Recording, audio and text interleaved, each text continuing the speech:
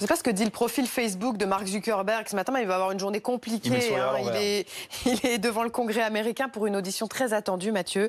Il va tenter de défendre son projet de monnaie virtuelle très contestée. Cette monnaie, c'est Libra. Ouais. À quoi ça sert ou à quoi ça servirait, le Libra? En fait, tout a commencé, pour bien comprendre, en juin dernier. À l'époque, ça a été un énorme coup de tonnerre pour toutes les banques centrales du monde entier quand Facebook, Mark Zuckerberg, a annoncé qu'il voulait créer sa propre monnaie virtuelle, sa crypto-monnaie. Elle s'appellerait donc Libra. Et contrairement à une autre monnaie virtuelle qu'on connaît, le Bitcoin, dont le cours fait des montagnes russes et qui est géré par des algorithmes, là, au contraire, ce Libra serait adossé à un panier de grandes devises mondiales, dont l'euro, dont le dollar, afin de lui assurer une certaine stabilité. Mais ça servirait à acheter quoi, des amis?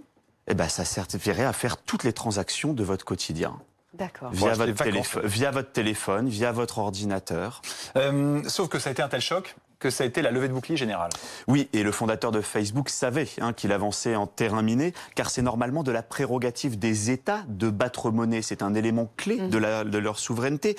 Or, Facebook là propose ni plus ni moins sa propre monnaie, utilisée par 2,4 milliards d'utilisateurs, une monnaie qui échapperait à tout contrôle étatique. C'est pour ça que les politiques du monde entier sont montés au créneau. Un des premiers d'entre eux à être montré au front, c'est Bruno Le Maire. Bruno Le Maire qui en a parlé directement à Donald Trump, qui n'a pas été insensible, paraît-il, à un argument choc selon lequel demain, avec ses milliards d'utilisateurs et sa propre monnaie virtuelle, Mark Zuckerberg deviendrait plus fort que le très puissant patron de la Banque fédérale américaine, la Fed. Et on comprend que les arguments des détracteurs du Libra fassent mouche. Oui, il y a d'autres arguments. Si par exemple demain Facebook décidait d'enlever une de ses devises de son panier, quelles conséquences pour cette monnaie traditionnelle? Est-ce que son cours dévisserait? Et puis avec une telle monnaie qui échappe au contrôle des États, comment s'assurer aussi que les criminels ne l'utilisent pas pour financer le terrorisme ou pour blanchir de l'argent? Les experts estiment aujourd'hui que les freins politiques sont si forts que le Libra ne peut plus voir le jour. Pour résumer,